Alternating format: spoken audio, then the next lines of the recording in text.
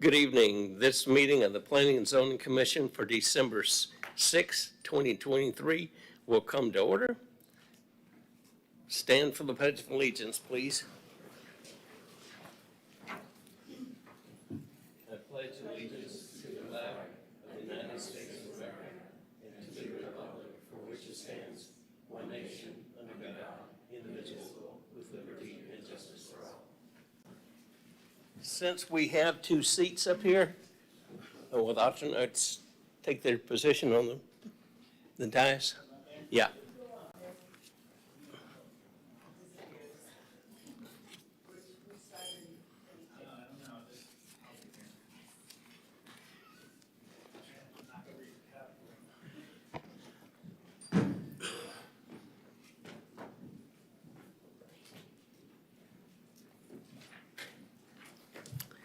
Roll call, please, Lori.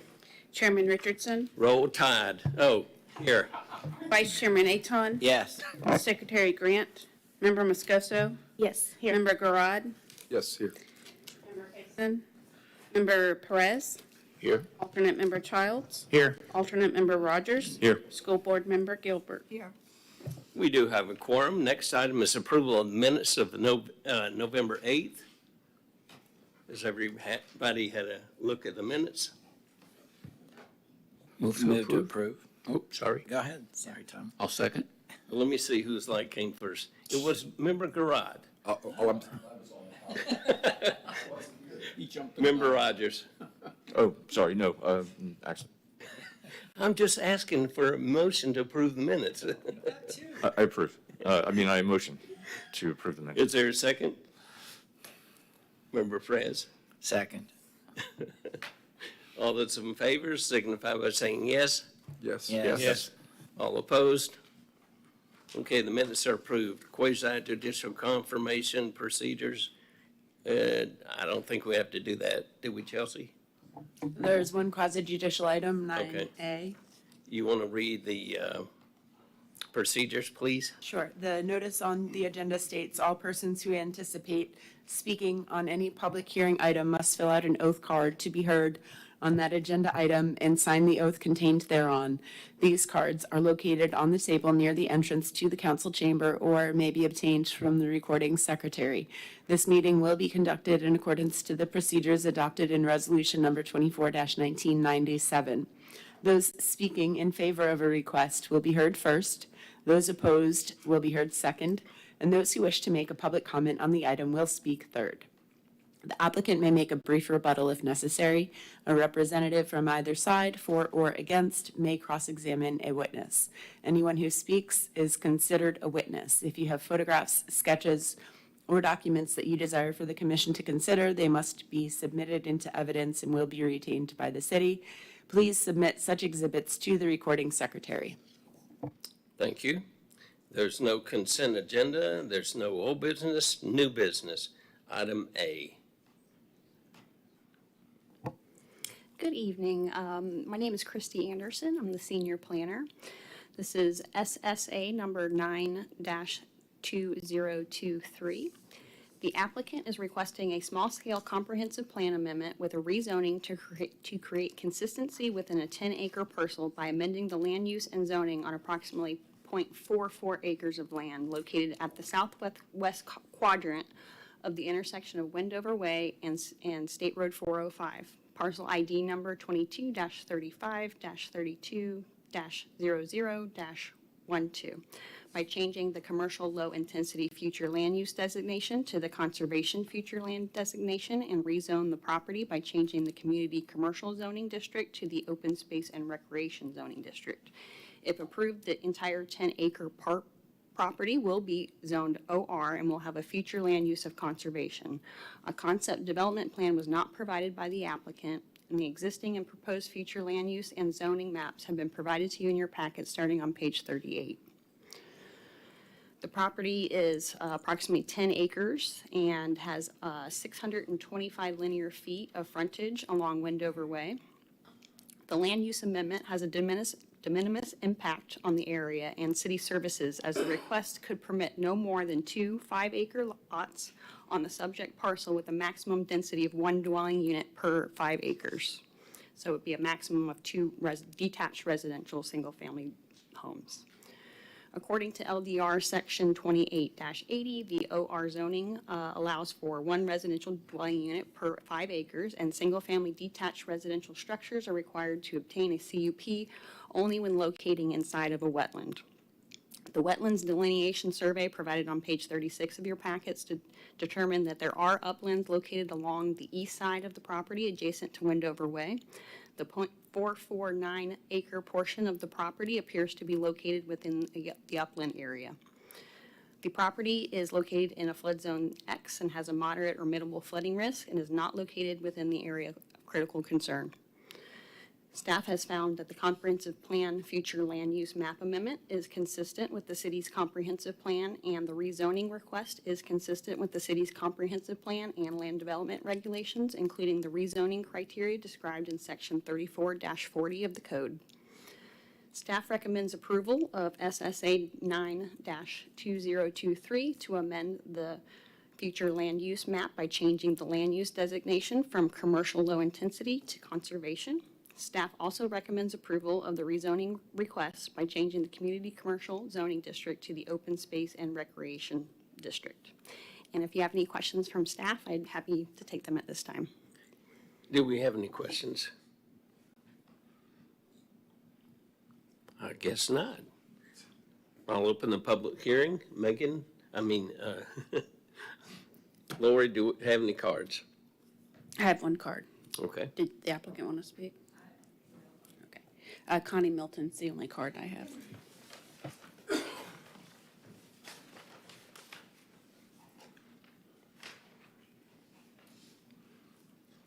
Hi, I'm Connie Milton from Wendover Farms.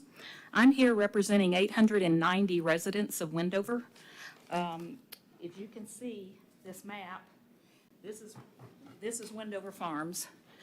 The orange colored lots are the folks that actually signed a affidavit, a petition, to have a representative from Wendover Farms to represent them. In particular, on this particular property, the entrance of Wendover, let me put it this way, the entrance of Wendover Farms, which is where this property is located. Last year, there was a bunch of meetings going on to try to rezone the property to something that we opposed. And we are glad that the P&Z and the City Council denied that application. We, all along, during all those meetings, from the very beginning, were opposing a win-win-win, and it ended up needing to be a three-way win-win-win, because the city was going to have to do something, we in Wendover were going to have to do something, and the owners would have to do something to make it a win-win. And we proposed that all along from the very beginning. We contracted with our own surveyors to do maps to scale based on some maps that the owner of the rights at that time had provided. So we showed the win-win, and here is a to-scale survey that we had done at that time. Your maps that you're seeing on there has this straight line right across. The way the property is currently zoned, there's this S-curve zoning between the commercial 3.3 acres to the north and then a 10 acres to the south of that S-curve. Well, the win-win, and I believe the rights map that it wasn't really a survey, but it was a map, a to-scale map, showed their proposed line straight across. What we kept trying to get to at that point was to have everything below that straight line to be OR, and everything above the straight line would be the other portion, the 3.3 acres. So now what you have in front of you, which we are for, thank you for going that route, is everything below this line, but to the north of that curved line is what's being requested to be rezoned. The zoning and land use changed from the commercial to the OR and conservation land use. And that way, everything below this straight line would be OR zoned with conservation land use and OR zoning. Everything above the straight line goes to the 3.3 acres. Now, one thing, and also what we did as a community is we spearheaded. Do you need some extra time? Yes, please. Okay, I'll let you have extra time, but not 800 residents worth. Oh, no, hey, it's just me, just me representing them. The other thing that we did, well, here's a map of the property right here. You can see this is the 13.3 acres. What's being requested to be rezoned is right here. You see Bird Lake Marsh? That is a marsh, that beautiful piece of property these folks bought. Beautiful, absolutely beautiful. And so when they build their homes on this 10 acres, it'll be fantastic. I hope you have a housewarming party. We will attend and bring gifts. The other thing that we did as a community is we spearheaded an effort, and thank goodness the planning office at that time supported this and actually helped us push it through, was to change the OR zoning. It used to require a CUP on anything that was built on the OR zoned property, if you were going to build the one home on 5 acres. Of course, the Wrights, and I don't blame them, were opposed to having to pay $1,500 per CUP, which would be 2 times one for the property. So we thought, well, that's kind of crazy. Anyway, so we said, look, why require a CUP if it's on uplands? Yeah, keep the CUP on wetlands, but why require a CUP on uplands? So now this map this is a truncated portion of the map that we used at the time, but where there used to be a C, there's like an L/C. So now it's a permitted subject to limitations if it's on uplands, and then the CUP is only required if it's on wetlands. So there's substantial amount of uplands on this property where they're proposing to build their houses. In fact, our survey showed where to scale, where they had proposed to put their houses, and there's plenty of uplands property to do that. So please approve this. Thank you. Thank you. Any questions of Ms. Milton? I just have 2. Ms. Milton, when do you sleep? Well, thank goodness I'm retired now. I wasn't retired The 20 other years question ago is, when we were. if there's ever an open spot on this board, would you consider joining the P&Z? Oh, I live in lives in the Wendover, so I don't know, county. you have any citizens right. of Titusville? My mistake. Sorry. And I don't want to annex, sorry. Too bad. Thanks. Any other questions? Any other questions? No more cards, is that right? That's right. No Okay. cards. Anyone care to make a motion I make a motion to approve, to recommend approval? recommend approval. Second. And seconded by Member Perez. Any further discussion? Roll call, please. Lori? Member Garad, Yes. Vice Chairman Aton, Yes. Member Perez, Yes. Member Childs, Yes. Member Moscoso, Yes. Member Rogers, Yes. Chairman Richardson. Yes. Will this be heard at the council meeting next week? This will be heard at the December 12th meeting, yes. Yeah, okay. Next item is 9B, the annual update of capital improvements element 2004, 2028, 2024 to 2028. Mr. Chairman, we have Sustainability Planner Abigail Trout will give a short presentation on this agenda item, and then we'll take any questions you have. Okay? I have a quick question, I'm sorry. Was that not in 2 pieces? Didn't we have to vote for 2? Am I wrong about that? I thought there was a second piece to that was kind of connected. Chelsea? At City Council, we will hear 2 motions, but the consent from this board, I think, is sufficient in the motion that you've provided. Thank you. Okay. Okay. Go ahead, please. Good evening. My name is Abigail Trout. I'm the Sustainability Planner here in the Community Development Department. And I'm going to be doing a short, brief presentation on the Capital Improvements Element 5-year schedule. So the Capital Improvements Element considers the need for the location and efficient use of public facilities. The city has adopted level of service standards for these public facilities and continues to monitor their maintenance and growth through the use of a 5-year capital improvement program. This program is updated annually according to section 163.3173B of the Florida statutes.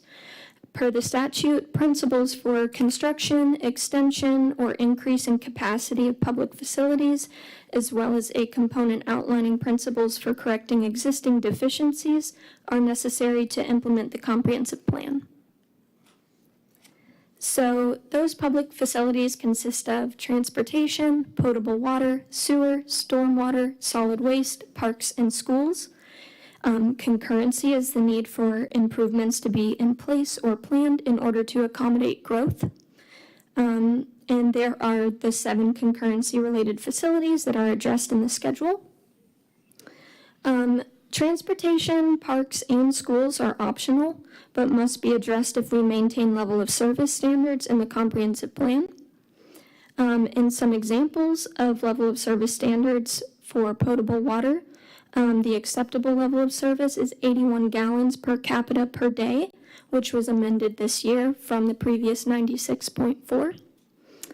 We also have our park acreage ratio, which is 8 acres of parkland per 1,000 residents within the city limits. And a level of service standard E for arterial and collector roads. This is based off of an alphabetical scale. So E represents the rating of speed, flow, and density of vehicles on the road. So you can think of it as A being like free flow traffic and F being congested. And so here's just an example of the totals of what has been projected to be spent for water, sewer, parks, transportation, stormwater, and solid waste. The schedule includes maintenance and upgrades to water and sewer infrastructure, stormwater maintenance items, and vehicles for solid waste removal. The schedule also includes FDOT maintained roads and county maintained parks. So water and sewer maintenance and upgrades are typically sourced from our rates and tap fees. Park funding is from the county and CRA budget. Transportation projects are funded through various sources such as federal, state, and general funds. Stormwater projects are funded by the utility, county, and CRA, and solid waste projects are from the general fund. Included in this, we have some long-term planning strategies. So, for example, we have a resiliency strategic plan. Titusville was a FDEP grant-funded project identifying the city's economic and functional vulnerabilities due to natural hazards such as storm surge, flooding, and sea level rise. This plan establishes resiliency themes and draft actions and programs to consider to protect critical infrastructure. We also have the multimodal master plan, which primarily focuses on improvements to the sidewalks, on-street bicycle lanes, and trails within the city. The purpose of the plan was to help the city better connect to the state's regional tri-trail network. We also have the Reclaimed Water Master Plan. Our Reclaimed Water System Master Plan for north and south areas of critical concern aims to plan for future water demand with a comprehensive approach to water resource management through programs that optimize groundwater use and protection. We also have a school work plan, and the school work plan is created by the Brevard County School District to account for current and projected needs.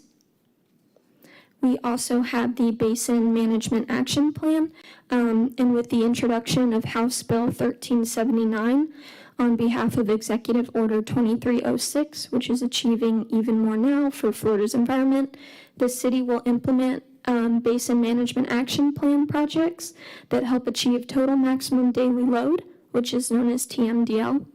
And TMDL is the calculation of the maximum amount of pollutant allowed to enter a water body so that the water body will meet and continue to meet water quality standards.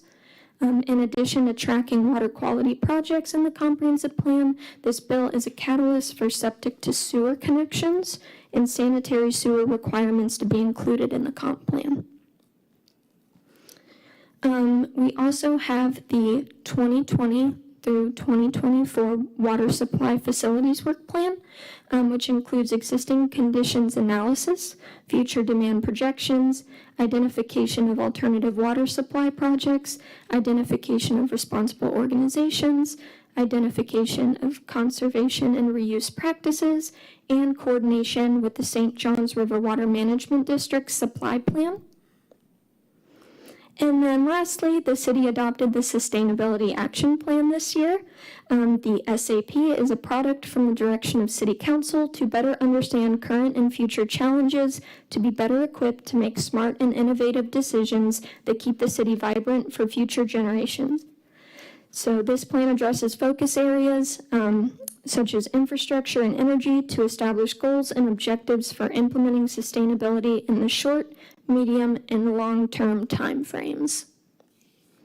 So what we will be asking for is a recommended to recommend approval of the CIE 5-year schedule of capital improvements. The updates to the capital improvements element are consistent with the city's comprehensive plan. Therefore, staff is requesting a recommendation of approval of the CIE 5-year schedule of capital improvements. Okay, any questions of the staff? Member Grodd. I have a few, and to allow others to ask questions, I'll just kind of pick one and then allow others to ask questions rather than all in a row. And I had asked to have Public Works, I'd be here to answer some specific questions, and that's where I'm going to direct my first question. Is really for the planning staff. One of the things about the proposal at this time, meaning from this point 5 years down the road, and I ran backwards on the Bieber information, and it would be my opinion, without too much failure, that in the course of the first year of this 5-year plan, Titusville's population is going to exceed 50,000. And the percentages, and historically speaking, is I would think, just being on this commission for a short period of time, there's been a number of projects approved, residential densities, that if they build out in the course of 1 year, it'll exceed the 50,000. How is staff looking at what happens, and if for members that aren't familiar with the transition when you're a city, when you are a town, and when you change at 50,000, the available grants and funding that can support a city, certainly in the transportation area, in the water resource area, all of those things. But I don't see anything in the background that's trying to anticipate, embrace, and possibly project that available funding through grants would possibly open up a much more robust CIP, where some of these matters that are funded are not necessarily inexpensive, but in the bigger picture of things, hundreds of thousands of dollars for projects is paling in comparison to millions. And so my question for staff is, if everyone's familiar with what I'm talking about, I won't ask them to explain it, but how are you looking at this population growth projection and the possibility Titusville will reach a milestone in the first year of the next 5-year CIP? So we always analyze our population based on the number of permits that are being issued. We estimate how many permits or COs rather going to be issued every year after that. We have a school concurrency. That planning that we do with the school district actually helps us out with that, because we have to provide those estimates of what we think is going to happen with the certain types of developments that we have in review right now, as far as when they'll be phased and when they'll be developed in the next 10 years or so. And that kind of helps us out. But we estimate every year, the next couple of years, what we think the population will be based on what we think how many COs, certificates of occupancy, will be issuing each time. So, but then when it comes to that actual year, then we look at the next year, we've projected and we compare it to what Bieber, which is the University of Florida's Business and Economic Development population estimate is the University of Florida's Bureau of Economic and Business Research. By statute, we're required to rely on them for their population estimates. They give us those every year about April. Right. So we look at that, compare, was our estimate off? And sometimes we're off by a lot, and sometimes we're pretty close to what they say our actual population is for that year. So then we start over and look at it again for the next few years. We thought we were going to be at 50,000 this year. We were just under that with the latest estimate or population estimate that the University of Florida gave us. So I think that next year we'll exceed 50,000. And yes, I think I understand what you're saying about as far as opening up additional grants because of our population estimate and what that other resources might be available to us.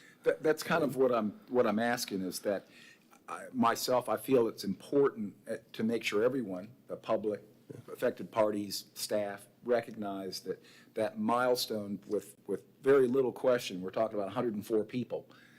And once you reach that, the available funding that supplements general funding can change dramatically a small town that becomes a small city in terms of the available funding sources that can offset what capital you have available that usually in cases find themselves incrementally going up the ladder a small step at a time because the funding's not available. All of a sudden, this time next year, you have 50,000 people.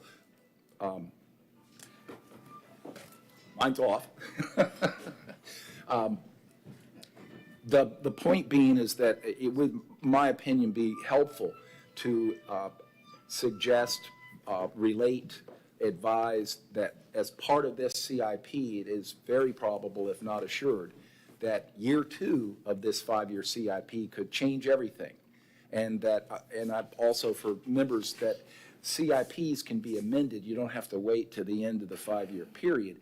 And that starting with limited staff, as I know, Brad, you have, it's good to kind of get up and running a little early and start looking at the grants that are available, start looking at the funding sources. And that was really my fundamental question is, I'm sure you're looking in that direction and City Council recognizing that this time next year, you may be presenting more information where some of these programs may be supplemented by available funds that weren't heretofore available. And I don't know if that makes sense, but I didn't see anything in this background that would state that, and I would suggest that might be kind of important because you're so close to hitting that milestone. We can certainly bring that up and make sure that council is aware of that. I would recommend that myself in the background information that, and you could, I would even go as far as for just purposes of demonstrating what I'm speaking about. And there's a number of cities that I have looked at and to see if I was right, my memory, where they've passed that milestone. Now they're at 60,000. It was a decade ago when I was there. But that first year, it's kind of like, I don't hesitate to say it's free money, because it's not, because it's a grant and it's got to have a match. So the important attribute is to get the elected officials to know we have an opportunity afforded us to go beyond the more paltry approach to CIP because of funding deficiencies, that perhaps we need to really robustly go look at these grants, whether it's right-of-way acquisition, stormwater development, all those things that are in the program. So that would be one recommendation I would have. And I said, I didn't want to belay everything, so I'll stop. I'll have another question later, but that was my first question. Thank you. Member Rogers. I just basically was focused on water with this. I mean, extra money is nice, certainly, but water is maybe better even. Yeah, I know that we get, if we're about to hit, if we're going to be hitting population targets early, or projections early, you know, obviously we're going to be hitting our water usage earlier as well, our limits. It is 10%, is it not, that we get from cocoa about?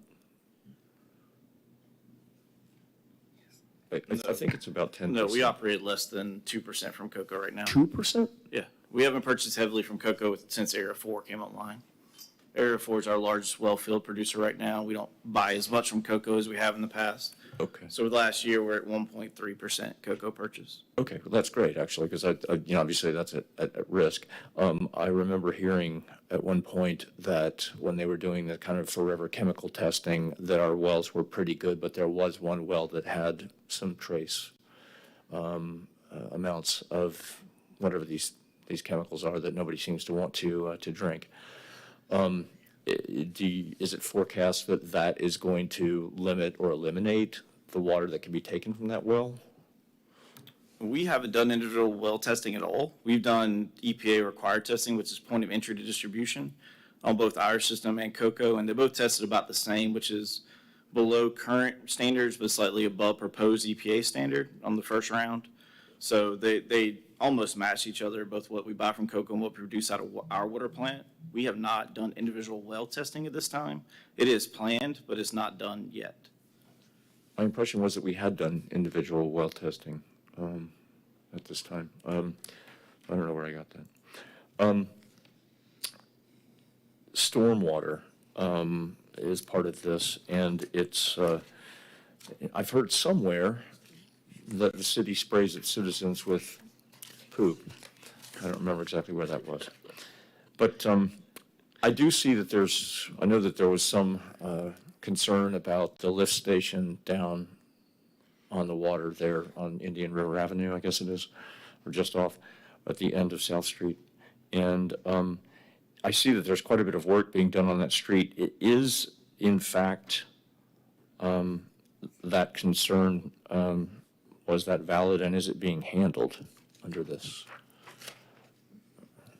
Well, those are active projects. There's a $10 million project currently underway to replace the force main from South Street Lift Station to the sewer plant, Okay, which is what leaked 2 years ago during the sewer spill in Sandpoint Park.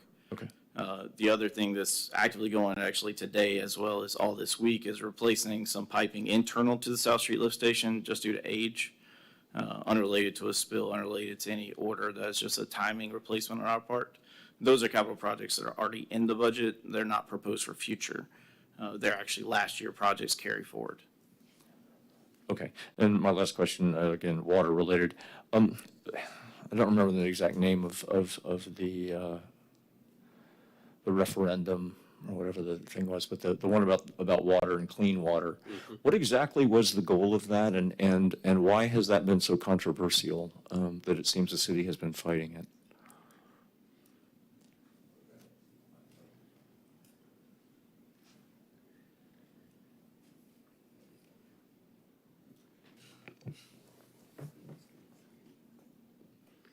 So your question is, why is that controversial?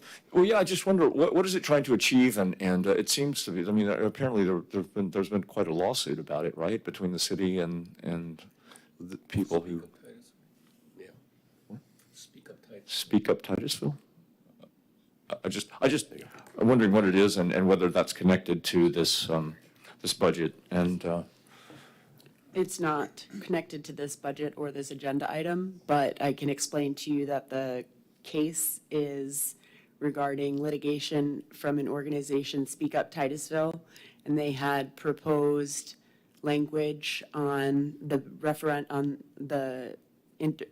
during an election to add language to the city's charter. And the litigation is ongoing due to the fact that an order was issued just a couple of weeks ago. The court entered an order in May, and it was reheard on November 16th.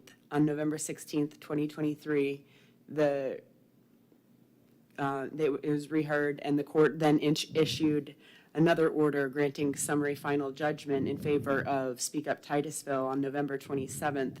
This order is going before City Council at their next meeting, and at that time, City Council is going to discuss the next steps forward in that case. But you don't foresee that having any kind of a financial impact on this? Well, I do anticipate that litigation having financial impacts on the city, yes, but that's not what's built into this plan because they're different matters. Okay, thanks. Member Moscoso. Yeah, I would say I do believe, and you can correct me if I'm wrong, over $100,000 has been spent on the right to clean water for outside attorneys to come in. So I actually asked Brad if he would print this low impact development report, because in our agenda tonight, it did mention Culver's and how, I think we're all excited about Culver's and how they have used some of these techniques. And so I was just hoping maybe Brad could explain to us, for future reference, what kind of techniques that they did use so that when developers come up, we would be prepared and knowledgeable to ask them some questions as well. Thank you. So I believe for Culver's that they utilized underground retention of stormwater. They also used permeable pavers on the property. And those are just two great examples of what you can pursue for best management practices with LID. We do have a low impact development technical manual featured on the city's municipal code. You can go through there. There's some charts with some images that will also show you kind of what these techniques are. We do our best to mention these techniques and encourage applicants that come in for pre-application meetings. And they're also incentivized, so it's great, so. Thank you. Yeah, I've examined the Culver's activity 4 times in the last week. Go ahead. Thank you. I also have another question, and I did email Brad in advance, and I've for a few meetings I've asked about. There's been a breakdown about a $45,000 annual expenditure for a water conservation program, and I've asked about that multiple times. So I emailed Brad today, and he emailed back, and I think Kevin, you're going to kind of explain, if possible, what those expenditures are.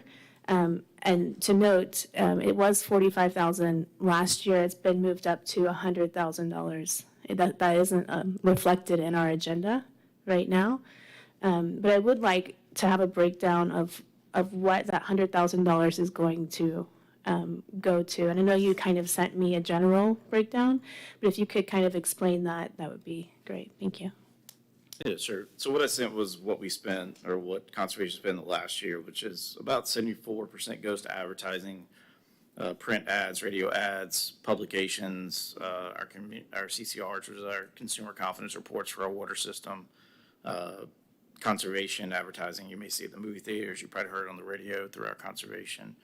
About 6% was spent on staff training for our conservation staff. Additional 3% on memberships, and then we do in-house printing of certain things and supply dog waste stations throughout the town, mailers that go out separate from the water bill and water bill mailing. So that's what's been done in the past. This year we expanded it, pushed it up to $100,000, and we'll be exploring new programs, whether it be rain barrels, more aggressive conservation, irrigation type messaging sent out. There's also some opportunities within the distribution of our staff as far as leak check detection and so forth. Anything that would be checking for lost water within the water system. So that's this year we've expanded. The Water Conservation Fund has built up money. There's a statutory transfer from the water rates to the conservation fund. Over the years, it had built up some funds, so we're expanding that operation this year. Okay, so it's not necessarily just educational. It's because I noticed there were like dog waste bags and different things built into that. Yes, ma'am. Yes, ma'am. All the parks have dog waste facilities built into them. A lot of the HOAs have them, and there's supplies that go with that. Okay, great. Sorry, it was just a random question, and I'm thankful for the breakdown. I appreciate it. No problem. Member Garrod. Kind of a follow-up to the segue of the capital improvements program funding sources and available funding through grants. On page 3 of 7, the transportation level of service is described, and what was concerning to me, and that was, as I mentioned, I kind of asked these questions early so we could give staff an opportunity to respond. In that particular statement about I know it is State Road 405, am I correct? It's a city-county road right-of-way, but it's a state road 405? That's a state road. Highway 405, State Road 405. So it's a state, so it's part of a state shared, funded, but it's passing unincorporated Brevard County, incorporated Titusville, and 3 entities are all potentially sharing responsibility for the road's maintenance. Is that an assumption correct? No, the road is maintained solely by the state of Florida. The city has an agreement. We mow the grass on the right-of-ways in the city. The county mows the grass south of 50. But that is just the roadway surface, right-of-ways, infrastructure is the state of Florida's. In Titusville, have there been in the past state roads that over time become maintained more appropriately by the entity, the local government, city, as opposed to the county, as opposed to the state? Cheney Highway, for example, would be one that I could think of. Are But there any- Cheney's still maintained by the state. The only ones that have changed jurisdictional that I'm aware of is Park Avenue was previously a state road, transferred to the city. Singleton was previously a city street that transferred to the county during functional reclassification in the 80s, north of Garden Street. The south side of Singleton is still ours. Normally, the state, although recently they have divested some of their right-of-ways. In Orlando, for instance, the city makes requests for changes in the function of the roadway, and it predicates the DOT to divest that roadway. But usually it's hinging upon the city choosing not to have it routed as an arterial any longer. And the state does not want to maintain local streets. They want higher level streets. But we don't have any of our streets that are state maintained that I would suspect are in the realm of being passed to the city or the county. With respect to maintenance in the road sections, the infrastructure, which is part of that maintenance, traffic lights, as it describes in here, sidewalks and other pertinents that are part of the right-of-way, are there sections of those state roads the city's currently funding maintenance of or sharing responsibility for that supporting infrastructure? Well, okay, so traffic signals we maintain on behalf of the DOT. They pay the city to maintain the signals inside Titusville, like they do most cities that have traffic signal staff. We don't maintain any of their sidewalks for them. That's solely a state liability item that they maintain. There are, for instance, a couple of asphalt sections of the trail that were installed around Aldi and things that are deemed to be a city item added. We haven't paid to install a sidewalk in a state road it's been about 7 years, I think, since we made the marina connection via sidewalk, which the city donated to the DOT as they accept it as their maintenance for the future, but we did install that on their behalf, CRA funded. Thank you. That's a good answer, and that's part of what my questions are all focused on, is that as the city changes from its town to a city, and population, I don't think it's going away in Florida, it probably is not going away in Titusville, it may even be accelerating beyond that of the past history. When you embrace these policies, your goals and objectives to have transportation hubs, and multimodal transportation, and all of this is spelled out in the elements that you're going to have this, but you don't fund it. It's not reasonable to expect it's going to be accomplished. And this focused on me on State Road 405 because, not that I've traveled that road enough, but there's like no approach to remediate a problem when you drive a driveway onto the road and somebody has to stop all the traffic to turn left, whether you're going east or west or north or south, depending on the geography of the road. And, some communities envelop a need to create turn and storage lanes as part of the development approval process just to relieve that temporarily. When I read that 405 is about to fail, which is, I think, the short of what that sentence says, I would submit it's not likely, it's assured. The population's going to make that happen, and all the development approvals are occurring in that transportation system. So what I'm headed for is, again, as I began, this is an opportunity, in my opinion, that this particular 5-year window is going to be a 5-year period. A lot of changes are potential, and with that, changes that could be assisted in funding. And in the same vein, you have to talk about what you want to do in terms of sidewalks, multimodal transportation, all these things. We just had the degree of discussion about Live Local Act. And the Live Local Act has criteria that say, well, you can do these things if provided, however, you've got sidewalk connectivity. There are substandard sidewalks that exist, and those substandard sidewalks have got, and I'm going to have a question about those, no reasonable expectation to be improved. So on one hand, you are thinking you're going to do this, and on the other hand, it's unlikely you're going to do that. But it's certainly probable you're going to have a population that's going to create increased demands. But on the good side of the coin, you've got an opportunity for new funding sources. And that goes back to my first question. So you've actually, Kevin, you've answered my question on that. That's such a very viable road. It's the beltway around Titusville. It goes past all the industrial land uses. We're changing land uses. I wasn't here for that meeting, to industrial development, whether it's a mini warehouse, as I call it, or whether it's an assembly plant. But that's where they're going. So all of a sudden, you stifle growth in the very aspect of what you want to provide for growth. You want to provide the supporting businesses, but you don't have a funding, you don't have anything. And in this, it talks about working with the TPO to get funding. And my suggestion, again, is to really focus on how likely that funding could come available in a very short period of time and work on that rather than just describe it and take it out to a period of 2041 to 2045. I just thinking in my mind, what would traffic look like on 405 15 years from now if you don't have a funding source to fix that road as part of a program or a shared program? So again, I'm trying to make some points that maybe could be shared with City Council as they deliberate the 5-year CIP to look at it as this is a threshold time, a very important threshold. I don't want to keep anybody else who has any questions. I have just two more, I think. You mentioned, one of the members mentioned reclaimed water. In page 58, page 5 of 7, I'm sorry, 6.2.5, the reclaimed water. I was hoping maybe you could help enlighten me because I'm new somewhat, but I'm unfamiliar with Titusville's reclaimed water development, meaning infrastructure, piping, et cetera. How do projects provide for that? Are they required to provide for it? Is there a plan for connecting these new projects, whether it's a 400-unit subdivision or a 150-foot tall multiple family building on the riverfront down by the Kennedy Parkway?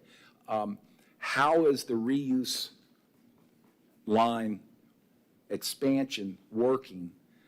And what I'd ask that you hope you can help me is this comment that was in there about funding a storage facility, as I understood it. And I just don't understand, so I hopefully can understand better. But it was described on somewhere in that same point that Titusville is going to develop at cost a storage facility for reclaimed water? Or am I just reading something wrong? No, we have a storage at both our water reclamation facilities that feed the reuse system. So reuse is created off of all the effluent that the storage comes through the sewer system. It gets put out through our reuse system through storage tanks. What isn't put out through those is treated through the wetland system at Blue Heron. So the Osprey plant feeds Blue Heron's wetland as well. What we had done was a master plan to look at expanding the reuse availability. To do that, the reuse storage has to be essentially doubled because right now our reuse system is being used up by the current customer load. So as new subdivisions come online, they put in dry lines. They don't have the availability to tie to reuse in every case. But if we expand our storage, expand our pumping capacity at both our sewer plants, we can push out more reuse water to the citizenry, with the targets being the areas of critical concern that feed the well fields of 2 and 3. But yeah, we have a master plan that essentially the front end of that plan requires the storage. Without the storage, we can't feed more water out because right now our storage facilities go through the reuse pretty quickly in the summers when everyone's irrigating. As you may know, reuse is a single fee. It's not fee for use. A number of cities are turning reuse to fee for use because they are finding that the availability of a $8 a month water system creates the ability to use it as much as you want, as opposed to our normal water system, which is based on conservation rates. Meaning the more you use, the more we charge you. That's perfect. It's kind of like the quintessential city water tank. In this case, it's a reuse water tank. And with the idea that another transformation, and I enjoyed living in a city that flipped that coin. They went from irrigation meters, my own personal home, where it was cheaper than water, and then they realized people were taking way much too advantage of it. Newer developments were using reuse. Golf courses chimed in, and all of a sudden they were over capacity. They couldn't provide it. And the next resulting was to schedule fees that go back into the city that help support further development of those lines, because without the plumbing, you can't do anything more than what you're doing, which is holding it, or as it would be, setting it off to the wetland area. And that adds to the LID discussion you had earlier about what you want to do in the perfect world is have development on reuse water lines that they can be certainly aggressively anticipating that would be a viable way for them to develop because you're providing something that's beneficial to them. They don't have to pay as much for irrigation, but they do have to pay a fair share. And that's, again, the reason my questions are poised is because this is a 5-year discussion. It's 5 years, I probably won't be here. I may not be here tomorrow, but 5 years is a short period of time, but it isn't when you're dealing with some really critical things. So thank you for your answer. That helped me a lot. The last part of the question I had relates to some real specific stuff. On the 5-year schedule, which is page 67 of 72, but where is it in here? It's this page. It's like a spreadsheet.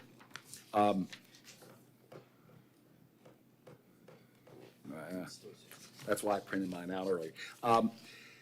I was interested in what is called annual sidewalk repair, meaning that, and I appreciate that I understand you can bulk group multiple projects under a CIP proposal and fund it that way, as opposed to maintenance of sidewalks is more generally a general fund annually scheduled in for life cycle depreciation, where you know that in year 15, you've got to come back and expect your sidewalks to be redeveloped. How does Titusville deal with their sidewalks in terms of the maintenance of those sidewalks currently? Some sidewalks are maintained and some sidewalks are not maintained. That's just a pure fact. Some sidewalks are in poor condition, some are in bad condition, some are impassable. I would expect impassable sidewalks, trees uprooting the sidewalks, trip hazards and the whatnot would be a natural for having that part of a program.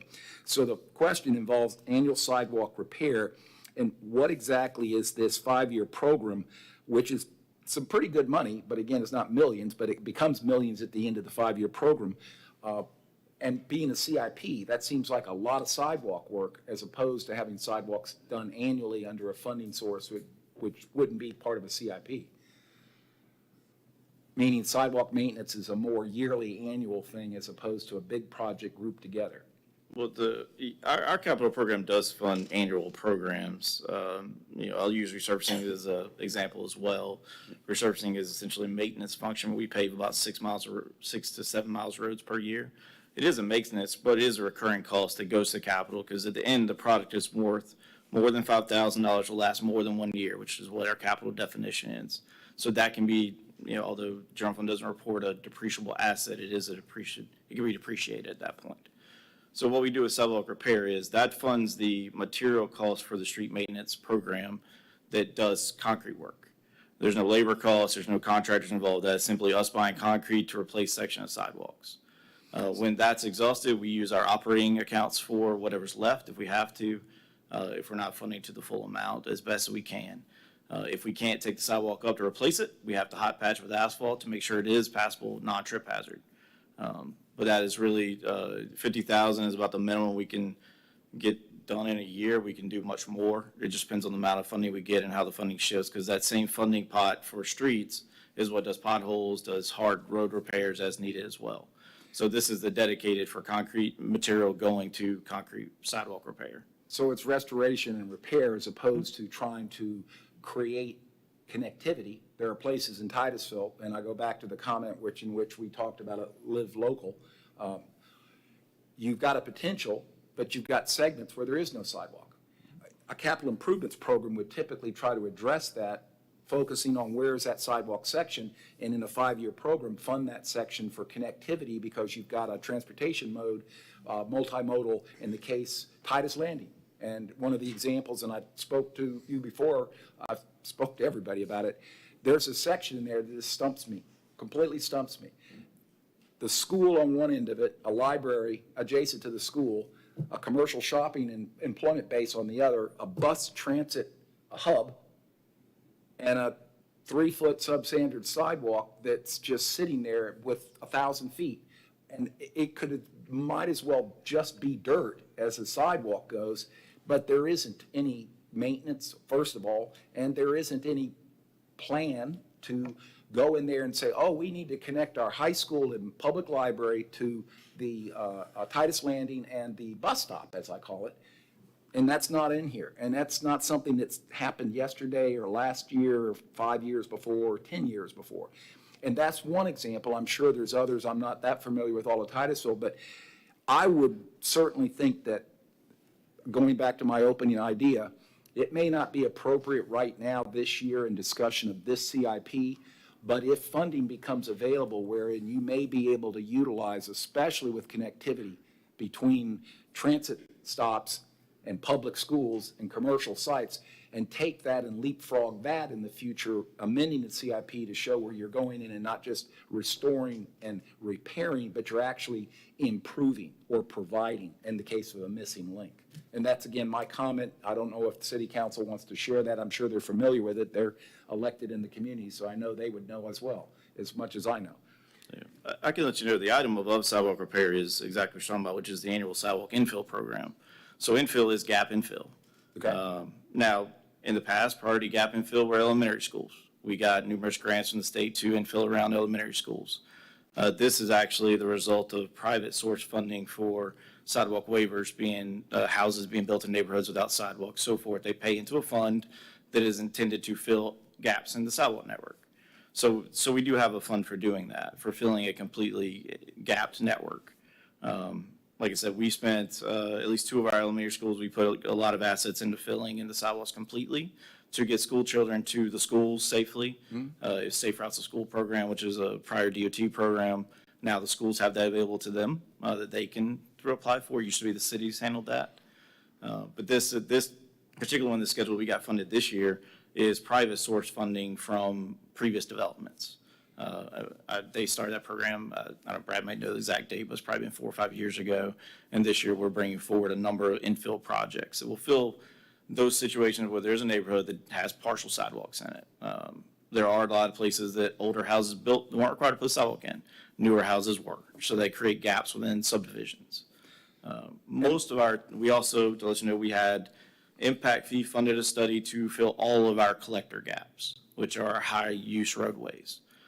So in the future, we'll be asking for an impact fee disbursement from the county to fill in our sidewalk gaps on the collector roads. Impact fees can't be used on locals, but they can be used on the collector road networks, which would be the Harrison, Knox McCrae's, Park Avenues. And so would, in the case of Hopkins, We can't replace a sidewalk that's already there with an infill program, because there is a sidewalk, that's a repair program. and Even if it is a 4-foot sidewalk, because I don't recall anyone ever it's building a 3, it's 3. not 4. Well, see, that's, again, the concerning part, is that's not infill, and the answer should be that, as I said, take the Live Local Act, take Titus Landing as a prima facie example, you'll be presented a building permit for building affordable housing, and you can't say no to it. That's the short of the Live Local Act. Titus Landing is a mixed-use development. It potentially has that available to it. You have a bus stop and a substandard sidewalk that's been like it has been for my life.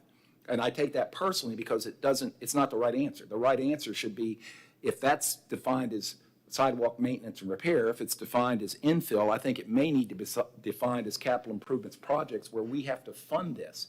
And the reason, and I would suggest it's important, is you have a number of areas within Titusville right now that taking the Live Local Act could put a serious pressure point on Titusville in a kind of a two-sided sword. On the one side, I got a right to build it, and you can't say no, it's short of the Live Local Act.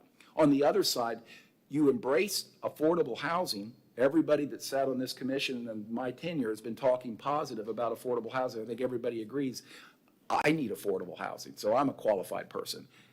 Yet, when somebody would come forward for affordable housing, they may fail to meet the criterion because the sidewalk is substandard. And that's why I think it's important that these other factors are now part of the game within the discussion of a 5-year CIP to break out of the way it was done, to look at the future and say, we need to do it a little differently. And I can say that I do believe that a good example can't be found better than to just look at Hopkins Avenue. And I don't think the city's going to expand the right-of-way anywhere in the future, and there's these sections that need to be examined and looked at. Most of the road is two-sided in sidewalks. One section's one-sided. And just my opinion that this is something that ought to be examined, and the predicate is because of these new rules that are coming that are making affordable housing the catalyst for the demand on the system, the sidewalks. Member Moscoso. Thank you. I do believe that is an issue that Wendover has brought up about the sidewalks. I do have 2 questions, and one of them is kind of a general question. So what is the criteria for something to be reviewed for the TEC? Because I'm thinking that this would be something, because we were talking about the management of natural resources, that would need to be reviewed by the TEC? And so what are the standards for that when something goes before the TEC versus planning and zoning? So the Planning and Zoning Commission is the local planning agency, and by state law, there has to be a recommendation from the local planning agency given to the local decision-making body, which is going to be the city council. So that's the minimum. So that's what we brought before you. We don't have anything in the code that specifically says that this particular schedule is supposed to go before the TEC. There are things that specifically are required to go before them that are spelled out in the city's code or technical manuals, depending on what that particular permit is. And then they have a duty that's a general statement about environmental questions be brought before them. But generally, it's based on what city council or what you would recommend that TC would ask to look at, basically. But traditionally, we have not brought before the TEC this CIE element. Yes, as Brad stated, the catch-all that's in the city code on the TEC's powers and responsibilities states that the city council reserves the right to determine the projects or issues to be reviewed by the Titusville Environmental Water Resources Commission. And they don't feel like this is one of those issues. City council has not brought that up to us. Okay. My other question is, because I was just looking at the numbers and it said in 2035 that we could have a shortage of water. Does the city offer any rebates or if people choose to install like a water efficient toilet or a faucet? I've noticed some cities do that. Do we have something set, a program set here? Yeah, we offer both a shower and a toilet rebate. Okay. How do we advertise that? I haven't heard of it, but it doesn't mean it's not being done. Yeah, it's part of our print advertisements and such that go out for the conservation group. We can certainly try to do a better job with it. I think we have not had a lot of takers on those, to be honest. So, but yeah, we do offer both rebates. Yeah. I just, one of the things I know a lot of people do read is the magazine the city does put out, and that might be a good option to put something in there so people are aware of these programs if we are trying to conserve water in the future. Member Childs. I have one question, but before, since you said that, I think the city should put out a Facebook post about Burger Robs, and then underneath put something about the rebates and stuff, because then they might pay attention. But so for sidewalks, I'm kind of curious because my house was built in 2017, and the sidewalk in front of it was built right when it was built, but then with all the erosion and stuff, the sidewalk like buckled up really bad. And then I did not call the city to have the sidewalk repair, but so when you go out to repair something like that, because it was a pretty big, difference in the sidewalk. It was up pretty high, so I guess it was a pretty big trip hazard. But do you guys just see that like when the workers are out doing other things, maintaining, or is it someone call it in, or is it both? How does that work, I guess? Yes, it's both. Citizen-driven requests, and also if they're out working, we also have solid wastes in every street every day. So it depends on crews. And usually if they do one repair in a neighborhood, they check the neighborhood to see what's there. Because efficiency-wise, it does better to do multiples than to do one. Right. They only did the one, but I think they probably saw, someone probably noticed it was a big trip hazard, probably. We get quite a few calls about trip Okay. hazards on almost a daily basis. Yeah, well, people are like walking around because it's Yeah, like a cul-de-sac and they just like to walk and run, so probably someone. Okay, I was curious. Member Rogers. Back to water again. I remember, I guess we're getting a fair amount of water from the Mims area out along the bike path that goes kind of near Orantia Road. But I remember that I think we have to get a permit from the state to take that water. And when does that run out? Because I imagine obviously we can renew it, but if they don't let us renew it, when does that run out, and what percentage of our water are we getting from those wells? Yeah, so the first question, all water withdrawals anywhere in the state of Florida are permitted. So it's a cup, it's consumptive use permit instead of what you're used to seeing. But we have a cup for 6.01 million gallons from 3 well fields. That's the Air 4 well field, which we are a partner with Tifa in, is a public-private partnership. It's an LLC created with the city and Miami Land Corp. Together created a raw water utility, and we get 2.75 million gallons per day from there currently. That's our permitted use of that well field, which as of the last year, it operates about 60% of the supply for Titusville. But all three of our well fields combine for a 6.01 million gallons per day withdrawal rate, although we don't use that much. That's what we're allowed to withdraw from 3 well fields. Each of them have a max capacity that they can be withdrawn. The MIMS one, Volusia County area, Broward County area, is 2.75 million. They all expire in 2030. So we will apply for extension of those permits at that time. And at that time, we also have the availability to ask for expansion of the permit as far as more well withdrawal. Just for note, anything we take from COCO, we take off of our well fields. So we have the same available capacity of 6 million gallons per day, whether it comes from COCO or the wells, because COCO is, although they are not a well of our use, we do take it off of our demand numbers. Okay, thanks. Member Perez. Well, I've actually seen that advertisement maybe 2 to 3 years ago, and I did take advantage of it. But I think it's a great idea to put it in Titusville talking points, places where, since it's being used so little, my God, I didn't realize that I was the only one.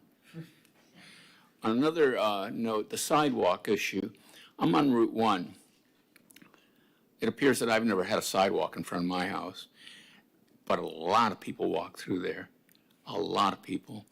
I know it's a DOT thing, I believe, because it's Route 1, but there's nothing we can do about it, right? Actually, there was a trail proposed by the Riverfront Acquisition Fund. We funded a study to do a feasibility that has now been picked up by the Sun Trail program, and DOT is proposing a trail along US 1 that'll go from State Road 50 to downtown. They are starting survey operations on that now to recover their right-of-way, determine what it is, but they have, as of a few months ago, they've agreed that is now part of a Sun Trail program, and the DOT will be applying Sun Trail funds to that for a trail development. Now, that's the bike trail. Yep. So that's not necessarily the sidewalk, correct? They would not put a sidewalk and a bike trail together because they don't have the right-of-way to do 8 to 12-foot bike trail and sidewalks anywhere. So it was proposed in the study that the city funded, it would be a trail throughout in place of a sidewalk. Okay, well, it doesn't help with the sidewalks. All right. Lori, do we have any cards? Yes, sir, one. Okay. Let's go ahead and open the public hearing. And first card, please. All right, Connie Milton. Connie Milton, I have multiple houses in the city of Titusville, so I pay taxes. And I'm very familiar with some of the sidewalk problems that we have here and there. And the reason I want to speak on this is you hit the nail right on the head, sir. Because you talk about a 5-year plan. Of course, my background is engineering, working Kennedy Space Center for NASA for 32 years. Planning, long-range planning, wasn't 5 years. 25 years should be, 25 years. And a proactive planning. A 5-year plan, you ought to be lining up your fund sources within that 5 years.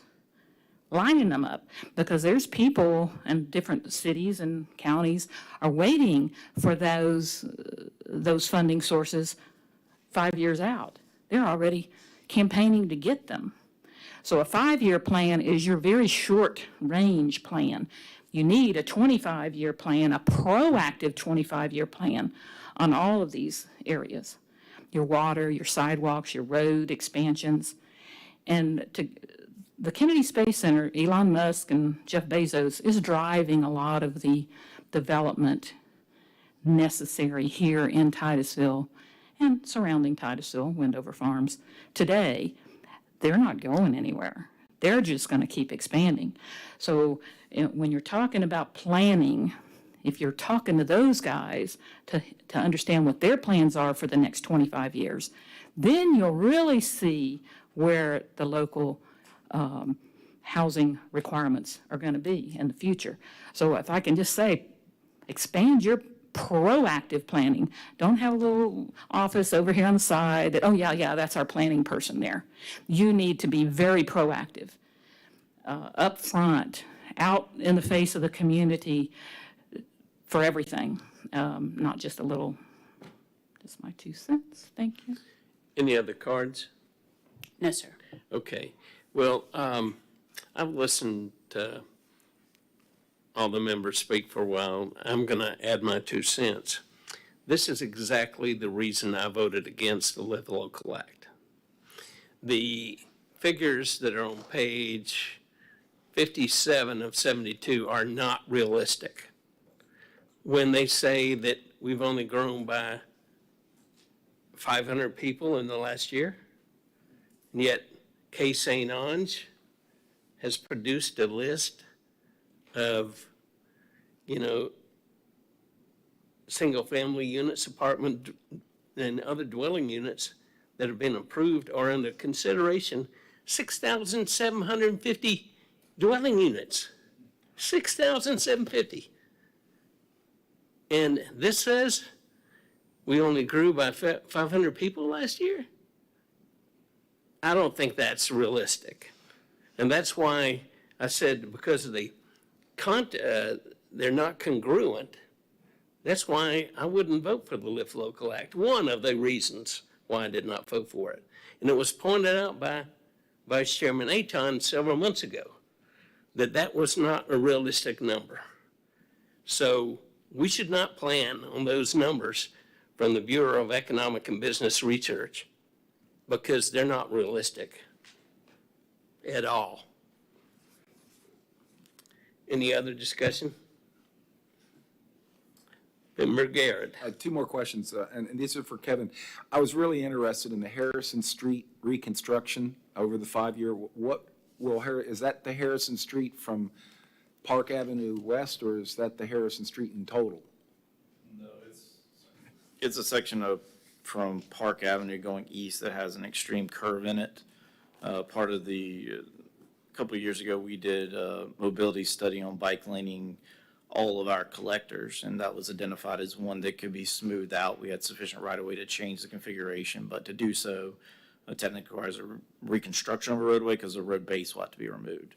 So it was from the traffic signal there to the east, back towards Royal Oak Drive. That's exciting to know. I ride my bike there and I walk that sidewalk, so that's good. This last question I had was, I'm really interested in that. We had a chat about this long before I got on the commission about traffic calming and the program. Can you help me know what that's about, what your traffic calming program is? Yeah, we revised our traffic calming program about 2 years ago. We switched from only allowing speed humps inside our right-of-ways to allowing a calming program.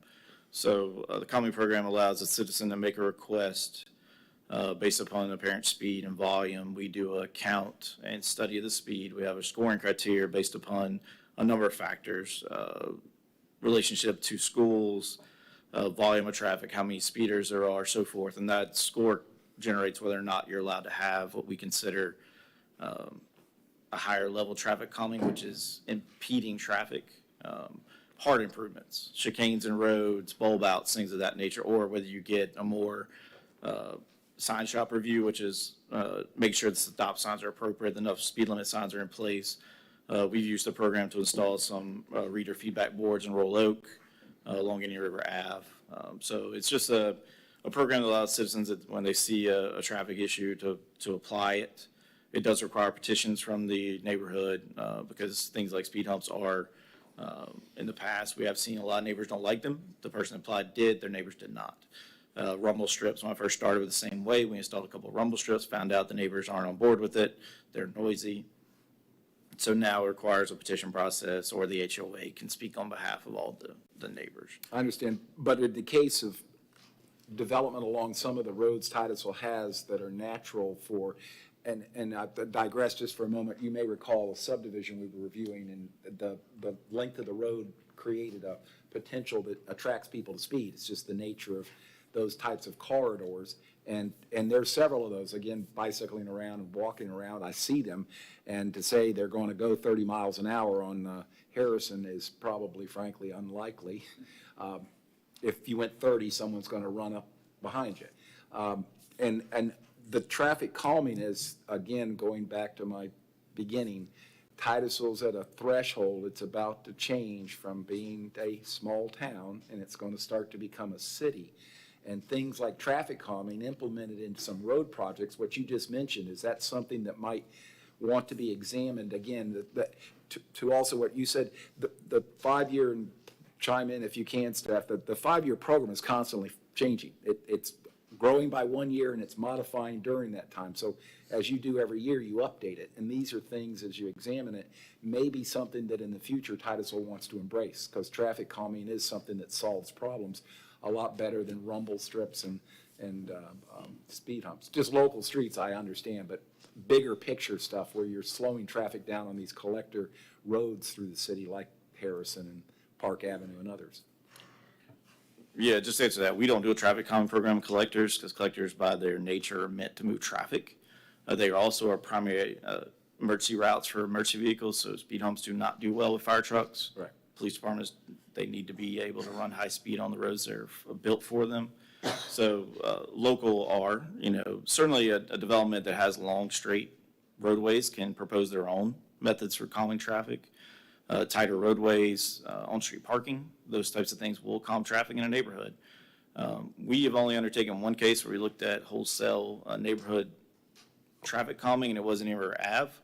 Many years ago, we did a study to sever Indian River Ave from US 1. And while it did prove effective what was set up, it was not well received by the neighborhood, and we reversed it. We put in barricades for a temporary period of time, saw the effect, removed them after. So that's the only time the city's undertaking a large scale, the Daytona style, which is Daytona severed all their neighborhoods from International Boulevard at one point, as you get beachside for that purpose to keep traffic onto the primary roadways. But that's the only time I'm aware of the city undertook that.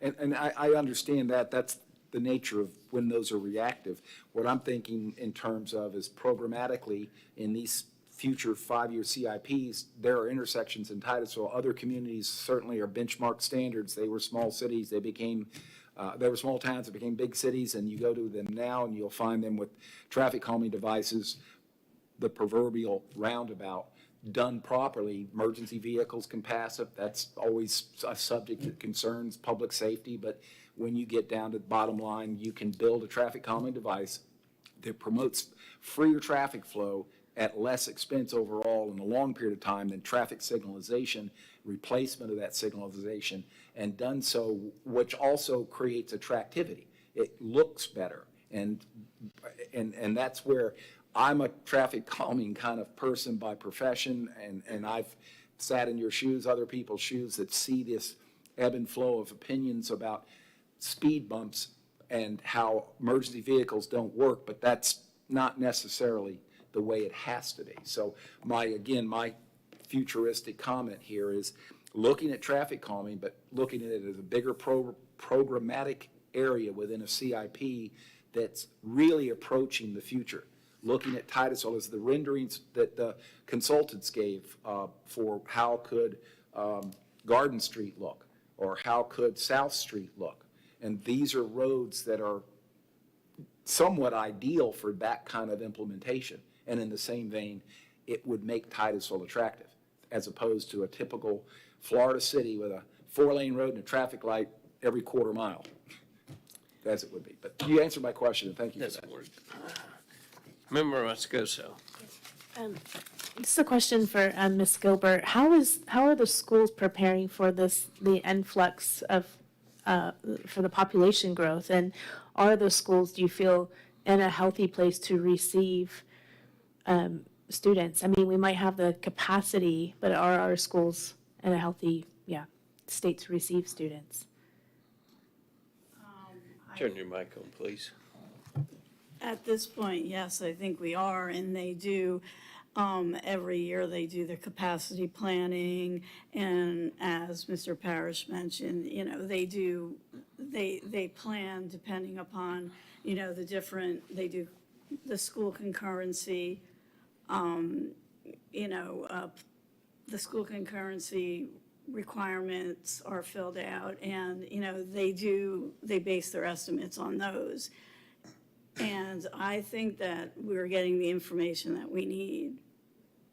And if any of the schools get to the point where, if I'm looking at them and I'm seeing like, oh, this school is approaching like 85% capacity, then, you know, it might be something that I would alert the board to, the public schools to. But they keep a pretty good eye on that, and, you know, I think that we're prepared at this point. And let's say we do have a huge population growth, does the city of Titusville have property where they could purchase, or do they own property where a new school could be built? Because I know you mentioned last meeting that one of the older schools was just sold off.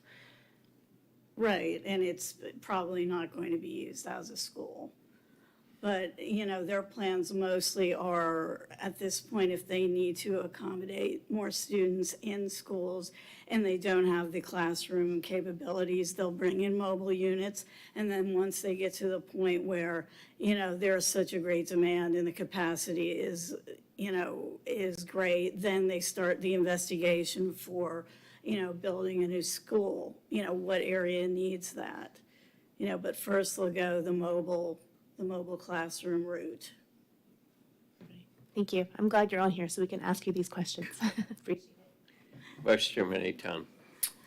I'm kind of a data guy. Is there a place, a reference that we could use? I mean, based on the conversation, I think it'd be very helpful. Seems like we've got, you know, current population. We've got a lot of projects under construction. We've got a lot of projects approved that may or may not ever be built that will come on in waves and create an opportunity for additional residents. And then we've also got hotels and things under construction that provide additional traffic and load on infrastructure.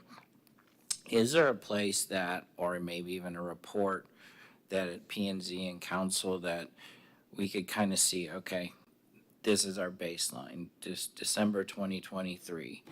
Q1, by the end of Q1 of 2024, we know these are all, you know, under construction, projected to be CO'd this many units by this date, and kind of a rolling out as kind of as far as we can see, at least for stuff that's approved, but also site plans. I mean, you guys have a pretty good idea, I think, of you know, when this stuff is going to complete. Is that data compiled anywhere that we could have access to it, so we could see that 49,800 is going to grow to 51,200 by the end of, or by midsummer of 2024, that kind of a thing?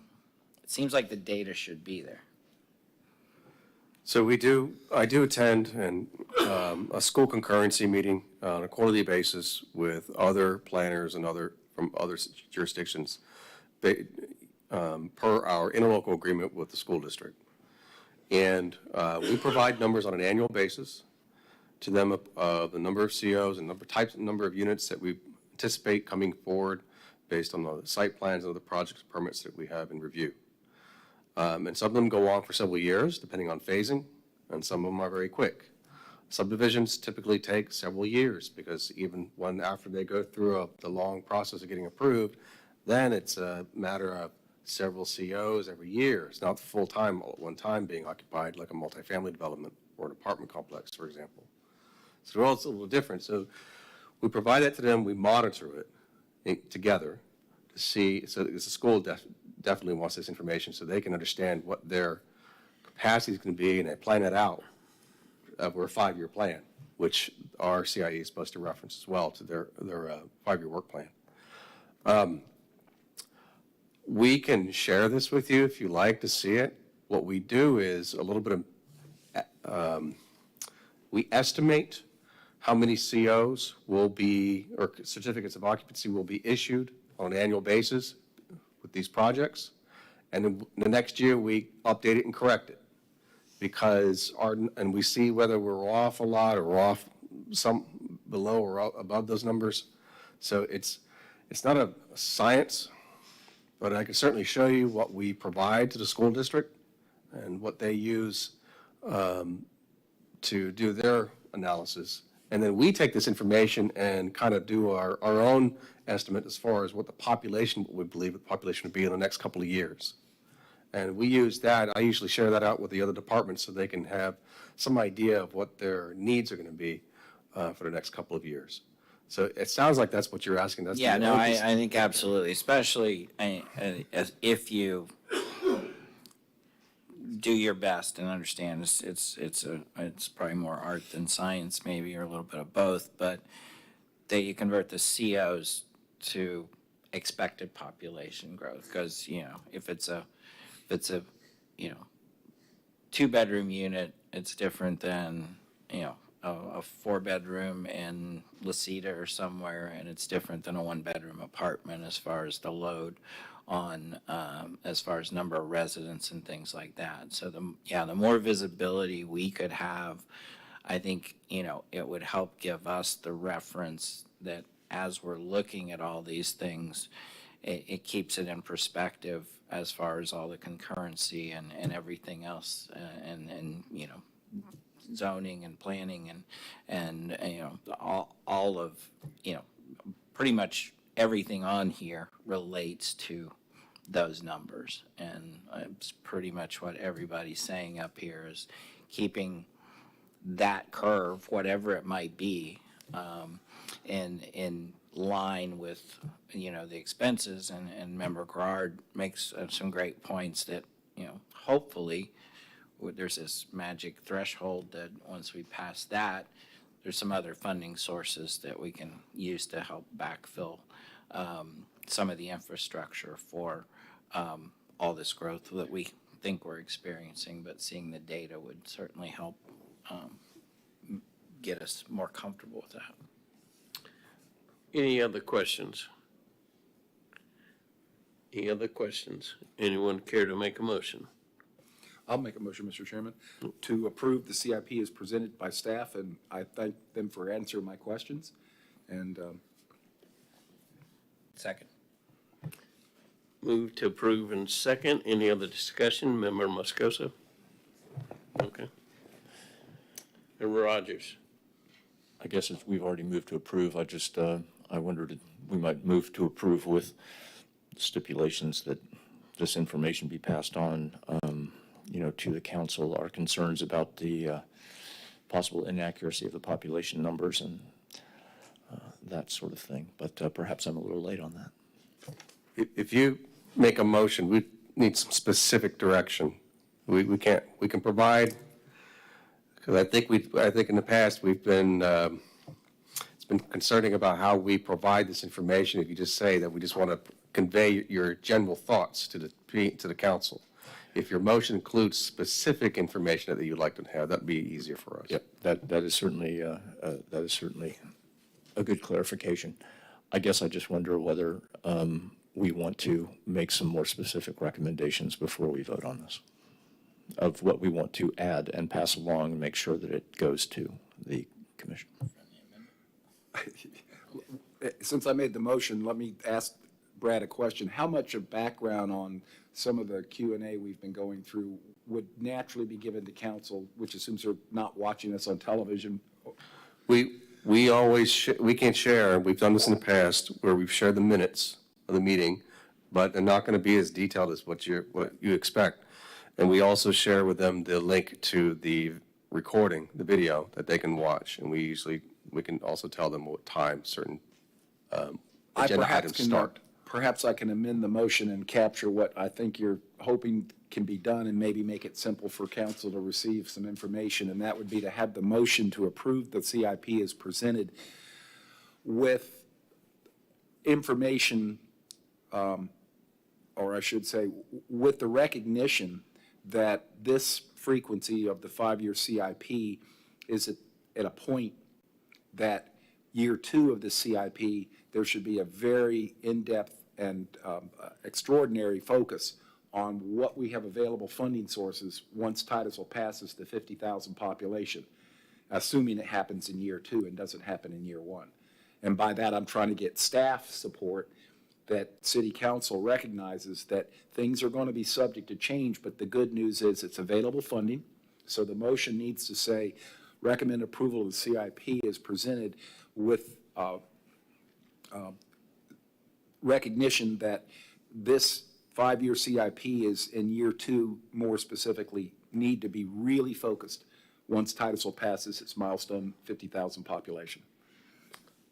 Member Rogers. And I would certainly add to that, that we feel that these population numbers are possibly inaccurate and climbing a lot faster than this suggests, and that has implications for everything in here, but, to me in particular for water. Any other discussion? But, Mr. Rogers, is that an amendment to the, or an addition to the motion? Pursuant to Robert's rules, there was a motion on the table. Member Garad made a modification to it. We would need to then ask the person who seconded it if he approves it. And what Mr. Rogers said was a little bit out of order because you would be asking for further modification to the motion. Noted. I accept the amended motion. Okay, roll call, please, Lori. Member Rogers? No. Member Childs? Yes. Chairman Aton? Yes. Member Garad? Yes? Member Perez? Yes? Member Moscoso? Yes. Chairman Richardson? No. And I'll state my reason for voting no is what's on page 57. I believe it's in no way accurate, those estimates of population, and we should find other sources besides the Bureau of Economic and Business Research.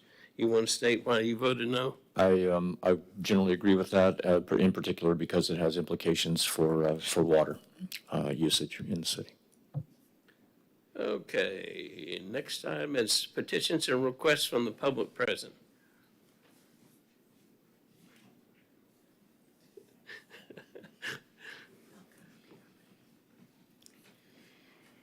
Yeah, we talked about the Live Local Act for the last few weeks.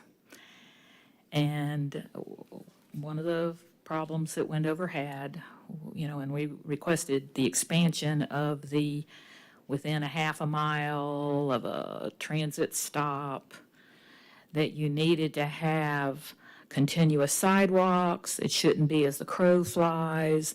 It should be as you have to walk. I think the ordinance that ultimately passed said ADA accessible between the development and the transit stop. But our language initially was to put more into that. And it was in particular because of the sidewalks. The roadways in some of the areas where a development like this possibly would happen. The first application I think you have is up there by Wendover Farms, up by 50 and Wendover Way. For that to be a affordable housing to meet this ADA requirement to the Walmart mass transit stop, if you want to call that a mass transit stop. That's the really only place up there where two transits pick people up, two different routes pick people up is at Walmart. Well, from the 26 acres on Wendover Way to that Walmart mass transit stop, there's no sidewalks.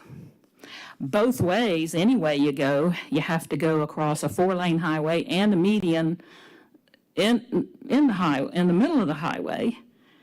Well, you all know that area. That's a mess between the lights and the roadways and right now you got people in those hotels on the other side of 95 that walk to Walmart and then they try to get back to the hotel and they're jumping through traffic and going across the 4-lane. They've gone to Walmart and they're trying to jump everywhere. I see them all the time because we go through that. And those people carrying Walmart bags, that's what they did. Or they went to Aldi's. So to put a affordable housing there, thinking that, okay, they're going to be able to run around that whole area walking and getting to wherever is crazy.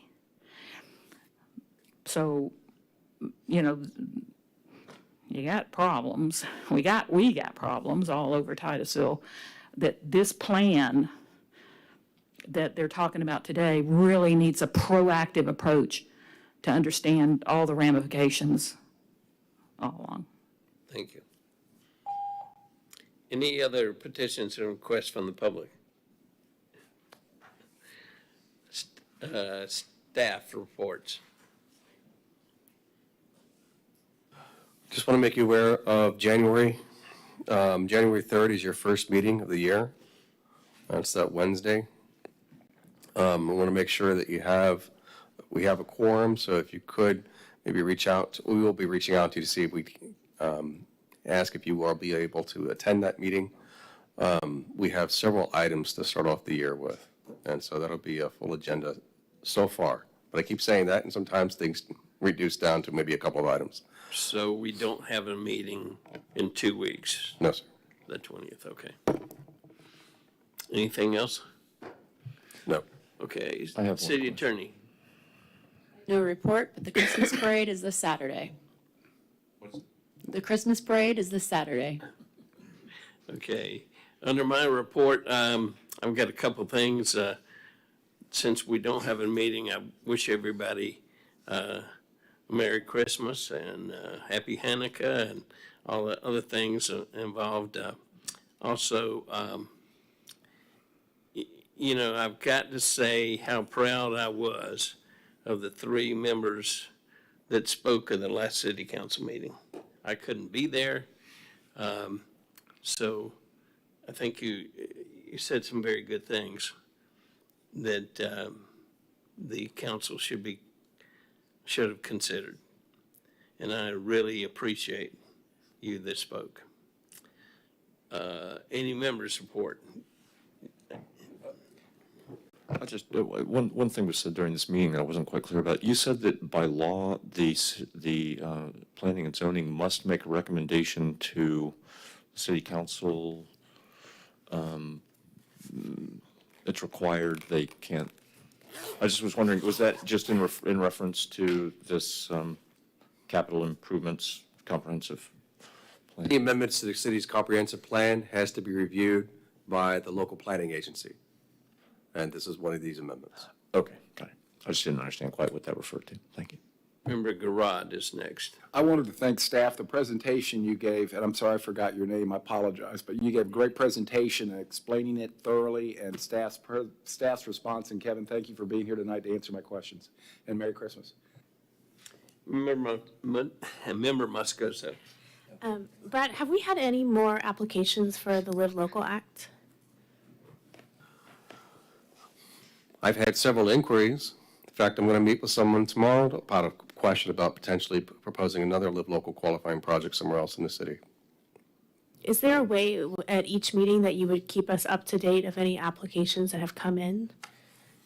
I don't have a formal process for that, but if you have, you can certainly ask every meeting, and we can give you an update. I mean, I know we've done it in the past with giving a summary of projects that are happening in the city. Every quarter, we try to identify or compile a list of all the site plans that are in review or under construction and the status of those. Provide that to the city manager. He provides that to the city council members. We can certainly provide it to you as well. And then you also see that in the Titusville talking points. But the previous list I'm referring to is much more comprehensive. And you also, that's the same list you'll see on the city's website. So any projects that are on there that we have in review or under construction that are site plan related will be on that interactive map that I've referenced before. We are considering maybe qualifying or labeling a particular project as requesting Live Local qualification. I think we'll do that. So that might be another way to track or identify what's a project that's being requested for as Live Local. But outside of the one I've already mentioned that's in review, we have not received any other official request with a site plan application. That's the only way we're going to consider it, to go through that review. But I have had several serious inquiries. So would the GIS be the most up-to-date place to receive information since everything else appears to be quarterly? Yeah, the GIS map, we try to update that weekly. Okay. Yeah. Perfect. Member Childs. January 3rd is my wedding anniversary, so I probably won't be here. So, Happy wedding. Happy anniversary. I'll bring her. All right, well, we'll come. We'll have a little dinner out here. One other, go ahead, Member Perez. I just wanted to extend my season's greetings to everybody and tell everybody how much I've enjoyed working with such an outstanding group of people. Absolutely. Thank you. I want to, again, remind all of y'all that half the board comes up for reappointment in late January, early February. Half this board. And of all my service on planning and zoning, back in the 80s, and this time, this is the best P&Z board I've ever been a member of. So remember to fill out your applications for reappointment. We've already got some new applications. Anything else? Member Roscoso. So we do need to fill out an application again? Well, you gotta let the city, The city, clerk the city aware of clerk's that. office will contact each member to see if you're interested in renewing your position. Okay, thank you. And one other thing, Mr. Cook, you're making progress on the streetlights. I'm not counting them right now, but I see a lot more of them lit. Okay, this meeting is adjourned.